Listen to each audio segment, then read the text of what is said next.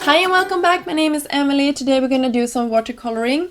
I am going to use one of the new stamp sets from Trinity Stamps called Bloming Bunch, and immediately when I saw this stamp set I fell in love with it because I think it's super adorable. And I'm going to do two different type of techniques for today's video. I'm going to start off by using an Arches watercolor paper. It's a cold press one. It was actually the first time ever that I used it in this video, so I had some problems with it because it moves, actually the colors moves differently than it does on my other cheaper watercolor paper, so I think I have to get used to it a little bit more. So it's good that I am practicing. And as always when I am coloring something in a video, I just want to mention that I am no expert at this at all. I'm just doing it because I like it and I am practicing, and I like my results, but I can always be better. So I just wanted to mention that before I am starting here. I'm using some Bailey Beige ink from Simon Says Stamp, and I think this ink is magical because you will see that the lines nearly disappears here. I just wanted to show you real quickly how I blended my colors here. And I'm using my watercolor palette from Alternate. I really like this one. Since I'm a beginner at watercolor, I started with this one. I have another one as well. I really like this one. It's small, it's handy, you can bring it wherever you go, and the color palette for me is really good because I like to watercolor flowers in general. So it's a lot of pinks and great teal and green colors, I should say. And I am just making sure that I'm doing a technique, I think it's called a wet technique, where I'm just making sure that my paper is wet and then I'm bringing the color to it. I know that you're supposed to let the colors bleed and do its thing, but I am not there yet. I'm trying, but I'm struggling a little bit. I want to help the colors go where I want them to go. And so I am still learning and I'm practicing, but I really like to see the results, as I said previously. So for my coloring here, I am making sure that I am doing every other panel in the beginning there, so I know where the panels was, so I just could continue coloring. Even though you can see it pretty good on screen here, the lines are really thin and light, so it can be sometimes hard to see them, and sometimes I'm making up new lines just because I couldn't see the other ones. So that is something you have to be willing to do if you're doing this technique. I will show you another technique a little bit later where I'm using black ink, and that I think that technique is for me easier because it takes less time. And the result of this was really pale, so you will see that I actually will go in with a second coat after I have painted the other one, just because I didn't like really the result here. So I will just show you a little bit of how I did the pink one up at the top as well, and then we will move on to the second panel that we will create in the black ink. So here you can see the finished result. The first time I'm showing it, it's quite pale, but you can see the flowers, and I had some different greens on the leaf there, just to bring some more dimension.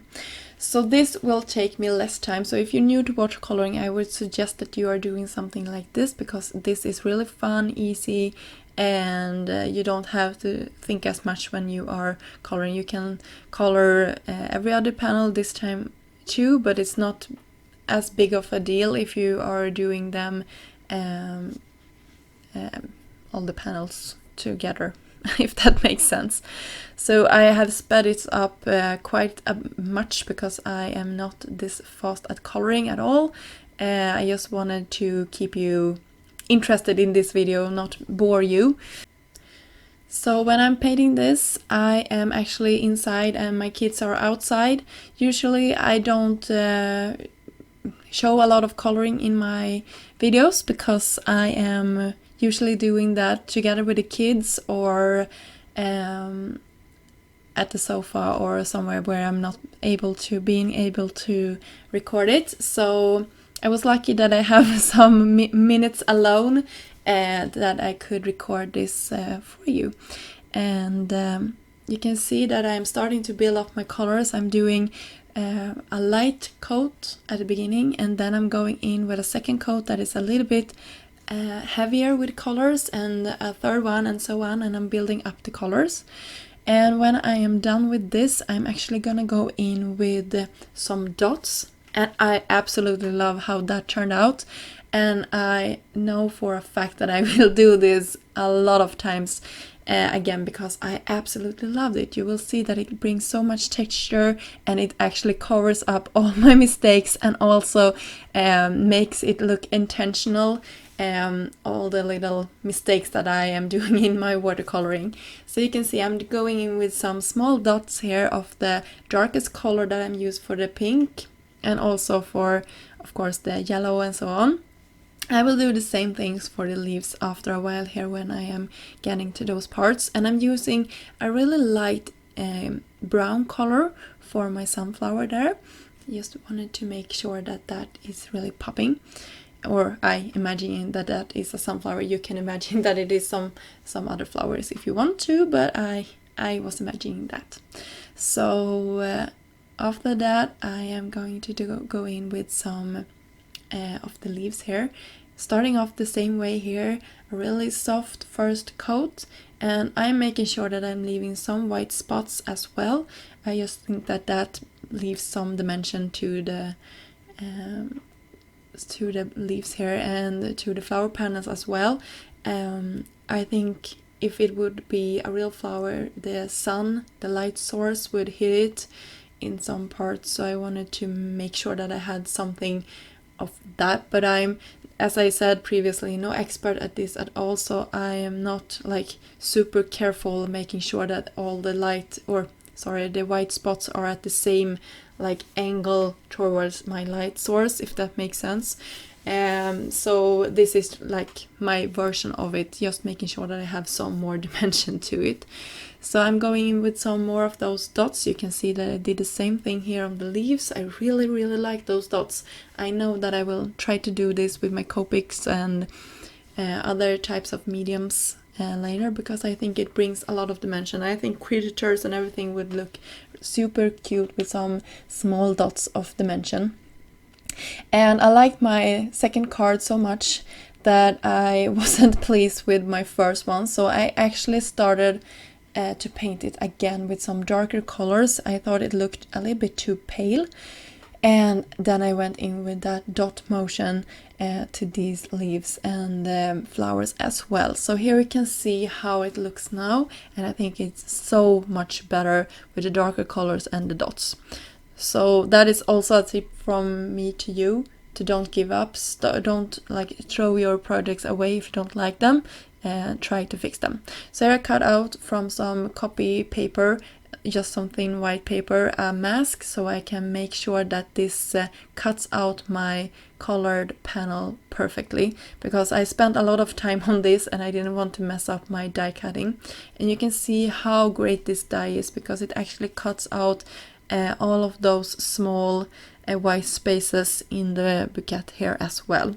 So that, there you go, there it is, all cut out and ready to be popped on a panel. So I decided to keep this quite simple. I took some Heidi, I want to say Heidi Shine, but because it's an amazing YouTuber out there always saying that, but it's some gold spray from Heidi Swap, and I really like that one.